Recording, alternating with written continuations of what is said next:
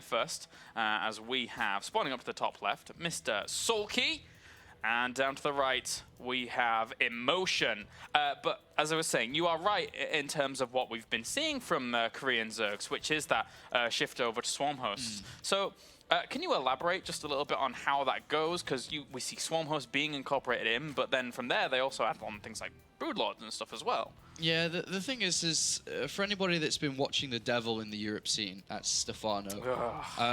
The Koreans have started to copy his style a little bit now, as they started to run into problems. The funny thing is Stefano was doing this a long time ago. Yeah. As he kind of predicted this, he just realized that this composition was very strong and started using it a long time ago. But what's happened recently is Protoss players have been really winning a lot of games, and Zerg have been finding it difficult to build the right army to beat them. So they said, all right, time to use Swarm Host, time to go over to what isn't as fun to use. So we actually do see Swarm Host incorporated into a lot of games recently, and I wouldn't be surprised if we saw it here too. And noticeably now, Daedalus Point has been updated, so we have a smaller ramp here to make it a bit easier for Protoss to wall on.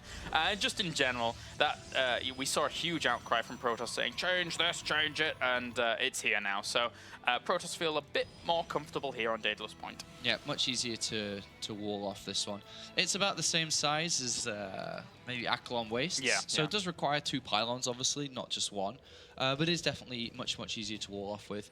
But Emotion, as you can see, has decided to go Gateway Expand anyway, which is great against what SoulKey's done, which is Scout.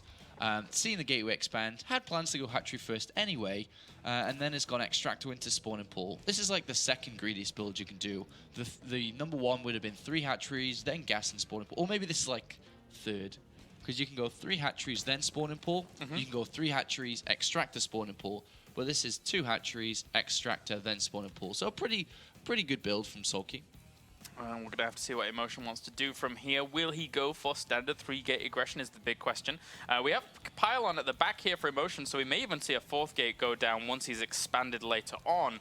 There are still a lot of options available to the Protoss from this point on. I feel that Protoss, nowadays, I feel it's the most versatile race in terms of the aggression they can put on, the later game compositions. A lot of compositions are viable. Well, one thing that does kind of push him into one direction is the double guesses have been taken.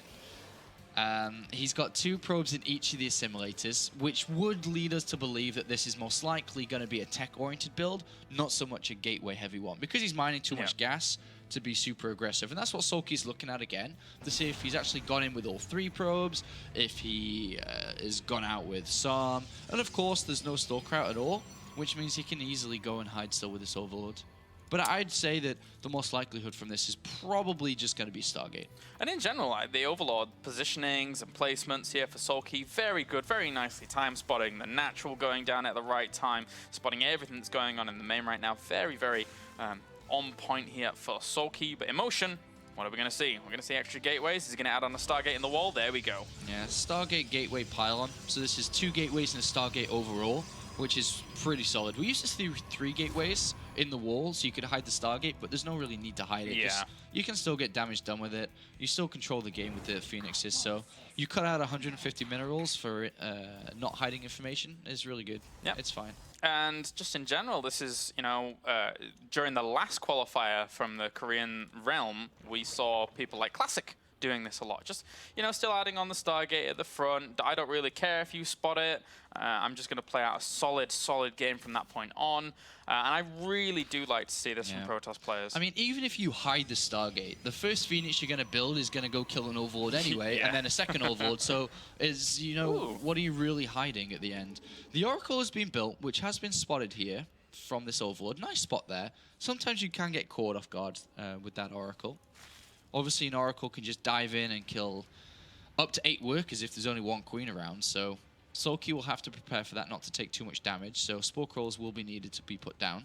Yeah, keeping a good eye on things, and those spores are now on the way. So how many queens do we have out in total? Just the 3 across these bases, but Void Rays start right after this. Is this geared towards a quick 3rd? Yep. All right. Well, he's going to try and go and take that with that little probe heading on down there. Oracle trying to put on some harassment. Gets a queen, and then maybe 1 or 2 drones. Yeah, it's got 1 drone, 1 queen. But that's okay. That's better than 8 drones, for example. But yeah, as you said, this is geared towards a third base. The forge is down nice and early, so that'll be able to build a cannon on the third nice and early here. And SoulKey kind of needs to know what's going on. He actually has 2 lings, and sees the third. Great. Ta-da! So, and he sees the Void Ray too, so he knows exactly what he's playing up against here. Pretty fast third. Now, how does he approach this? He's already got double evolution chamber down, and by the looks of it, this is a new style also that's been used quite often in Korea, alongside Swarmos. It's been kind of coming back into playstyle again, is heavy Zerglings. Yeah. And melee upgrades as well to transition on. I really do like this, especially if he can punish the third base. But I think it's going to be difficult. How many void? Well, we only have the 1 void ray. Where did it go? It's in the main as well. So, and the Oracle's still trying to be a bit pesky, but it's not getting any kills whatsoever. There's a nice wall around the cannon. There's photon overcharge. Yeah. It's really difficult to, let's say, punish this per se, because for all that SoulKey knows, there could be a bunch of, zealots and sentries coming down to help protect it too. So he won't really try to punish it, I don't think. He'll just look to take a 4th base soon. And is in soon in the next 30-odd seconds. All right, well, really strong, nice defensive play here by Emotion so far. But at the same time, SoulKey's playing out like he knows everything that his opponent's doing on every turn. His scouting's been on point as well. So both of these players know everything about one another right now. So we're just going to see this game transition on. But the one big scary thing on this map for me as a Protoss player, whenever I play it, is eventually transitioning across the map with a big army. Because if SoulKey wants to, if he gets a wraparound, if he gets a good engagement, it can be scary. Well, the gateway count's kind of high. It's at 6, and Blink is being researched. So by the looks of it here, we could see a movement out with +2 attack and Blink. And if we see more gateways come down, which by the looks of it we might see, the Robo here, been added on, still could mean that he moves out with +2. Definitely with Chrono Boost going into the Forge would indicate he was pushing towards that. Robo, of course, here can be for observers to join this army. Could also mean that he'll want to tech up to Colossus afterwards, but I think there would be an opportunity here to do some damage with +2 attack and a bunch of units. And we have the Hallucinated Phoenix just being sent out here to have a little bit of a look around. He spots the Infestation Pit as quickly as he would like to, and 1-1's about to finish. So I wouldn't be surprised if 2-2 starts instantly, and then once that Infestation Pit gets up and going, whoa, he's actually going straight into Hydras though, so this is cool. A little bit of Ling Hydra play, but he doesn't have range for those, so he has to be careful. Range upgrades even, I should say. So he starts those right now. Huh. Yeah, this is definitely not exactly what Emotion is expecting. Yeah. He's seen the Hydralisk Den, but isn't sure if his opponent's going to heavily use this. But the thing is, Emotion's thrown down these 4 extra gateways, and it is looking like he's going to move out with +2 attack soon.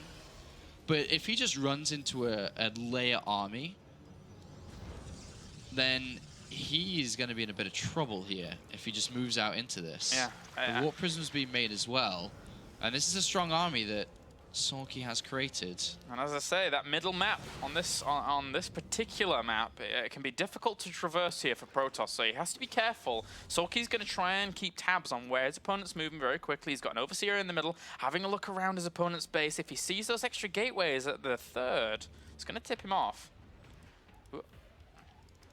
And this Hallucinated Phoenix did spot that base down to the bottom left as well, so he also knows a good deal about his opponent. Well, the Hallucinated Phoenix see no hive, so really looking to hit with an attack here.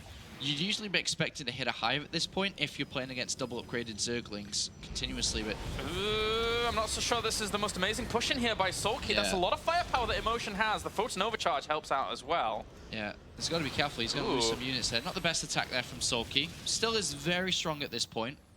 But more so, I reckon Emotion's probably going to move away from this soon. Here's this, the Locust upgrade for the Swarmos coming in. But I reckon that we should see Emotion switch away from this army composition. I'm not too sure this is going to be as successful as he wants it to be.